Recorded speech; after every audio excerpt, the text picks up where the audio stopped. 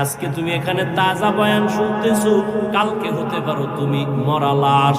ঘুমের ঘরে আজরাইল যদি আসে, আইসা যদি দেখে তোমার কানের মধ্যে কানের তার লাগানো, বলো মুসলমান সন্তান, আল্লাহর আদালতে কি জবাব দিবা? আল্লাহর কোরআনটা কি মিথ্যা মনে করেছো? নবীর কথা কি মিথ্যা মনে করেছো? আমিও তোমার মতো প্যান্ট শার্ট টাই লাগায় দাড়ি খাইটা যদি বাহাদুরি করতাম, রাস্তায় পারতাম, কেন করি না রে বাবা? একমাত্র কারণ জাহান্নামের আযাবের ভয়। এই টুপির কারণে, দাড়ির কারণে, কওমি মাদ্রাসায় পড়ার কারণে কত বাজে কথা আমগো মানুষে বলে শুনি, আবার কত বিরুদ্ধে লেখালেখি করে, আবার কত ষড়যন্ত্র চলতেছে রে বাবা। এরপরে কোনো টুপি ফালাই না, নামাজ সারি না, দাড়ি কাটি না রে বাবা। একমাত্র কারণ গুনাহ নিয়ে কবরে যাব না, আল্লাহর আদালতে জাহান্নামী হয়ে দাঁড়াবো না। এই কারণেই তো আল্লাহর আদালত বড় ভয়ঙ্কর। নবীরা পর্যন্ত যে আদালতে কান্না করবেন, আমাদের উপায় কি হবে? অতএব তওবা করে নাও। আল্লাহর আদালত বড় ভয়ঙ্কর, গুনাহ নিয়ে দাঁড়াবো না। মনে মনে আল্লাহকে বলো, হে আল্লাহ, জীবনে তো শয়তানের ধোকায় পড়ে গুনাহ কম করি নাই। আমার গুনার কারণে আমার হাত না পাক, চোখ না পাক, জিহ্বা না পাক, অন্তর না পাক। আজকে থেকে তওবা করে নিলাম, আর নামাজ ছাড়বো না, আর দাড়ি কাটবো না, বেপরদায় চলবো না, মা বাবার সাথে বেয়াদবি করবো না, শিক্ষকের সাথে বেয়াদবি করবো না, মুরব্বীদের দোয়া নিয়ে, উলামায়ে কেরামের দোয়া পরামর্শ নিয়ে নবীর তরিকায় চলবো। তওবা করার মতো যদি কারো অন্তর তৈরি হয়, মুনাফিকি না থাকে, খাঁটি তওবার নিয়ত যাদের আছে, দুটো হাত আল্লাহকে দেখায় দেই, আয় আল্লাহ হাতগুলো কবুল করেন, তওবা কবুল করেন, তওবার উপরে মজবুত হইয়া চলার মতো তৌফিক দান করেন, আমিন। আলহামদুলিল্লাহি রাব্বিল আলামিন, ওয়াসসালাতু ওয়াসসালামু আলা সাইয়্যিদিল আমবিয়া ওয়াল মুরসালিন ওয়া আলা আলিহি ওয়া আসহাবিহি আজমাইন। ইয়া আরহামার রাহিমিন, ইয়া আরহামার রাহিমিন, ইয়া আরহামার রাহিমিন, রব্বিরহামহুমা কামা রব্বায়ানি সগীরা। আল্লাহুম্মা ইন্নাকা আফুউন কারীম তুহিব্বুল আফওয়া ফা'ফু আন্না।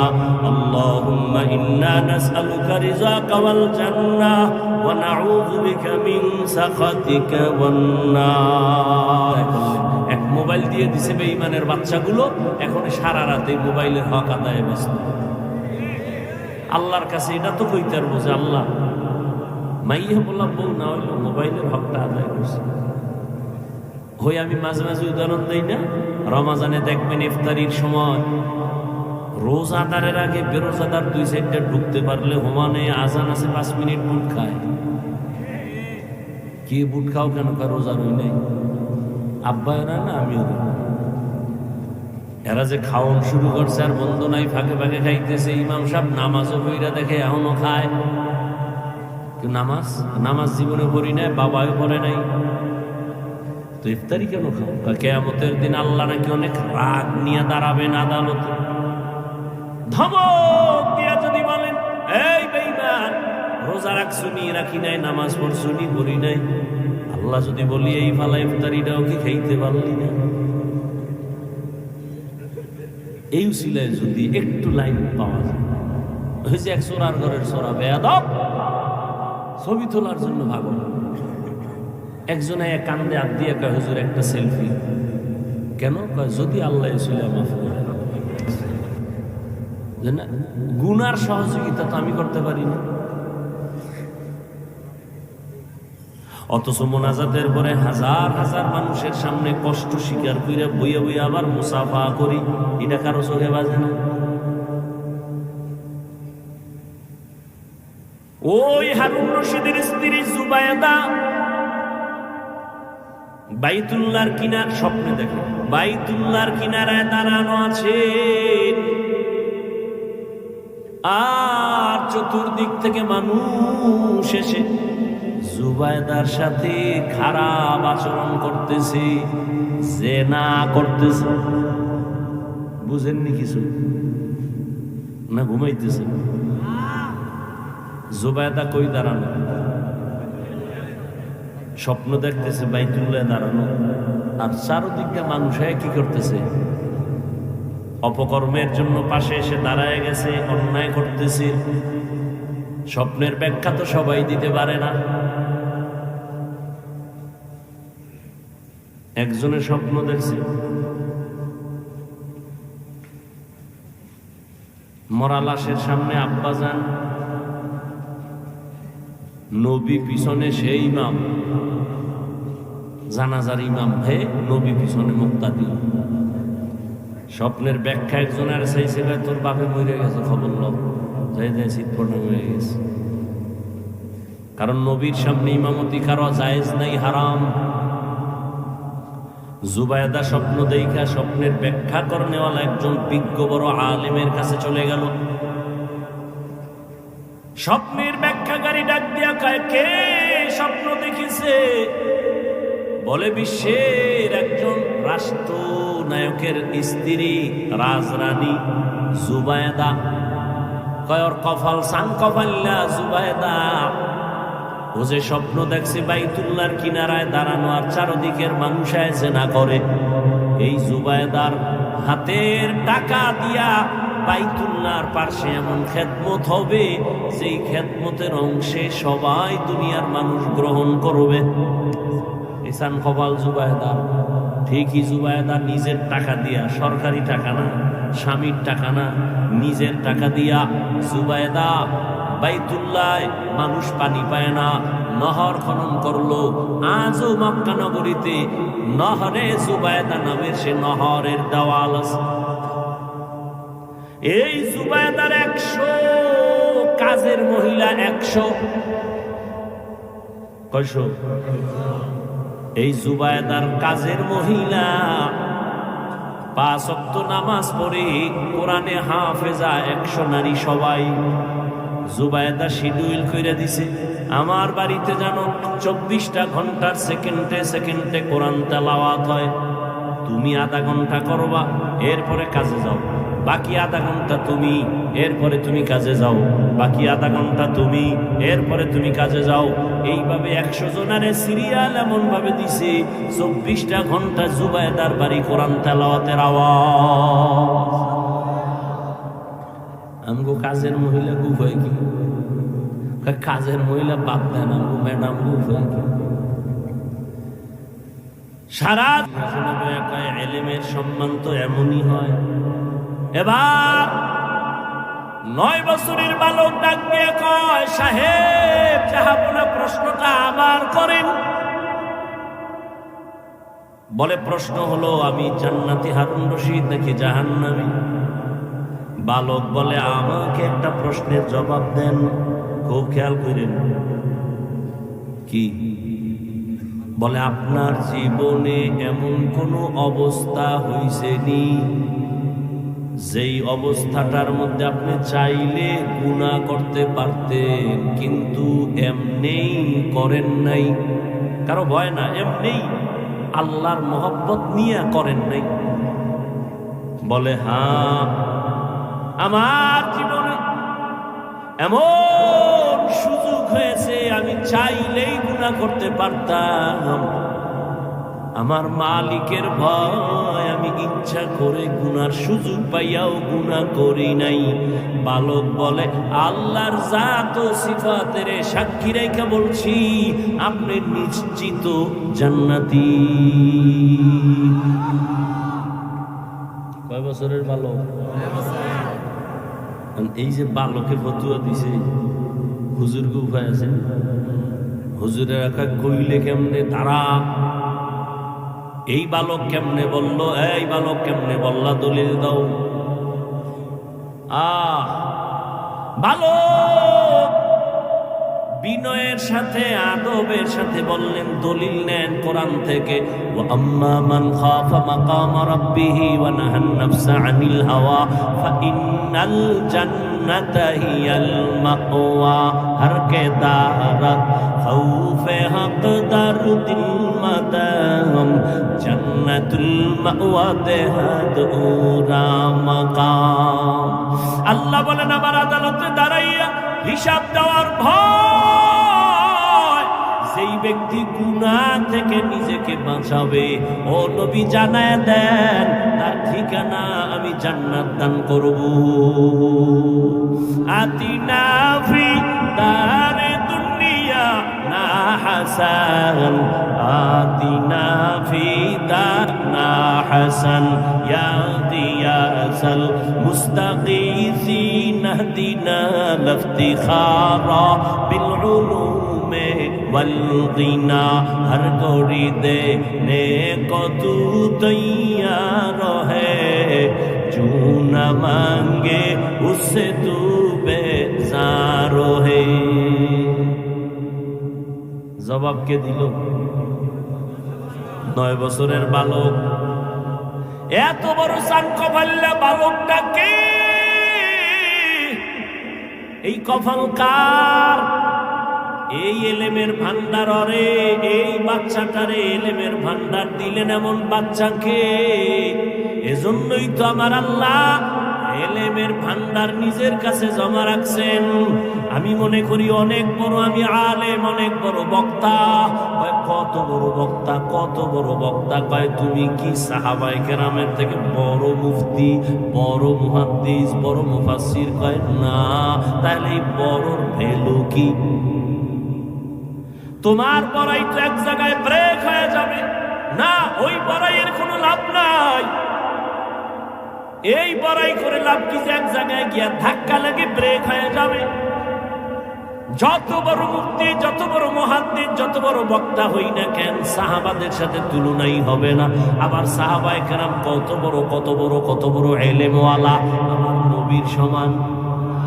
জোরে বলো, আমার নবী কত বড়। নবী কয় আল্লাহ আমারে এত বেশি ইলম দান করেছেন, উতিতু ইলমাল আউয়ালিন ওয়াল আখিরিন। আল্লাহ আমাকে আউয়াল আখিরের ইলম সব দিবেন।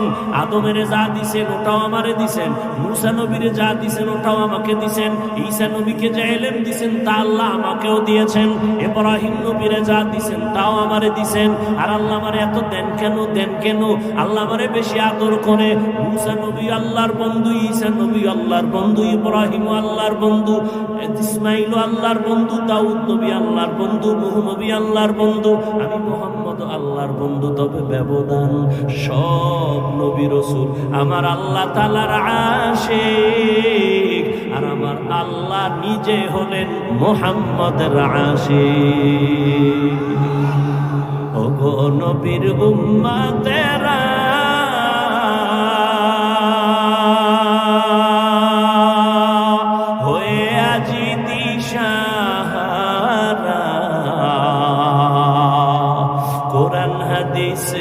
চলো যখন যাহা চায় মনে, নবী বিনে কে তরবে পুলসিরাত মিজানে, নবী বিনে কে তরবে পুলসিরাত মিজানে।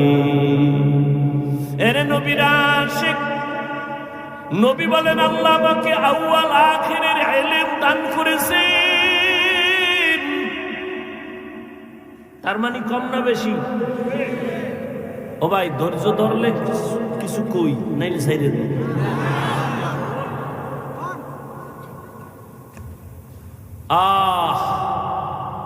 নবী বলেন আমাকে অনেক বেশি আল্লাহ দিয়েছেন। আল্লাহ কয় দিছি আমি, আমার পাত্র থেকে কি দিছি এটা না আমি জানি। বুঝেন না? আল্লাহ কয় আমি কি দিছি। মা উতিতুম মিনাল ইলমি ইল্লা কালিলা। ও রহমতের নবী, আমি আমার বিশাল বড় ইলমের ভান্ডার থেকে আপনাকে ইলম দিছি খুবই সামান্য। কম না বেশি? অনেক কম। এবার বুঝেন কত ইলম আল্লাহর কাছে জমা আছে। উদাহরণটা আমি এভাবে দেই, আমার পকেটের ভেতরে 1 লাখ টাকার একটা বান্ডিল আছে। নাই বলতেছি, পেস লাগাই না যে কই বাইর করে। 1 লক্ষ টাকার বান্ডিল। একজন অসহায় ব্যক্তি একা, হুজুর, 1000 টাকা দেন, আমি অসহায়। আমি 1,00,000 টাকার বান্ডিল থেকে 5,000 দিলাম। খুশি না বেজার? খুশির ঠেলায় লাভ দিয়ে লঙ্গি ছিড়ালেছি। অনেক পাইছি, অনেক অনেক অনেক। আমি ডাক দিয়ে কই রে পাগলা, তোর হিসেবে তুই পাইছ অনেক, কিন্তু আমার পকেটে যেই পরিমাণ টাকা, ওই পরিমাণ হিসাবে তোকে আমি সামান্য দিয়েছি। নবী বলেন আল্লাহ অনেক ইলম আমাকে দিয়েছেন, আল্লাহ কয় দিছি সামান্য। রিজার্ভ ফান্ডে জমা রাখছি অনেক, লাগলে দিব লাগলে দিব লাগলে দিব। কয় কেমনে লাগবে? কয় চাইতে থাকো। নবী তুমি মাঝে মাঝে এলেম চাও, আর আমি ফাঁকে ফাঁকে রিজার্ভ থেকে দান করব, রিজার্ভ থেকে। ও নবী দোয়া এটাই করিও, অকুর রব্বি জিদনি ইলমা, রব্বি জিদনি ইলমা, রব্বি জিদনি ইলমা। ও আল্লাহ আমারে ইলম বাড়ায় দাও, ইলম বাড়ায় দাও। মাঝে মাঝে আমি দিব, আমি আল্লাহ দেওয়া কমাবো না, আমি আল্লাহ কিয়ামত পর্যন্ত দেওয়ার হাত বাড়ায় দিব। চাইলেই পাইবা, চাইলেই পাইবা। হাজী ইমদাদুল্লাহ মুহাজির মক্কি রাহমাতুল্লাহ আলাইহি আল্লাহর কাছে চাইছেন, কাফিয়া পর্যন্ত পড়ার পরে বাকি ইলম আল্লাহ কিতাব সারা সিনায় দান করেছে। ইলমে রায়ে জাহাজু করদান বেহিসাব, খলকে রাদা দান জওয়াবে বাসওয়াব। আপনি চাইলেও পাইবেন, আল্লাহর ইলম অভাব নাই। ওই যে বালক পেয়ে গেছে, ওইটা বুঝাইতে চাইছিলাম। বালকের আল্লাহ ইলমের ভান্ডার খুলে দিছেন। শত উলামায়ে কেরাম জবাব দিলেন একটা, কিন্তু বালক এমন জবাব দিলেন যে কোরআনের দলিলের সাথে মিল আছে না নাই? এই সানকাফালওয়ালা বালক হলেন ইমাম শাফিঈ রাহমাতুল্লাহি আলাইহি।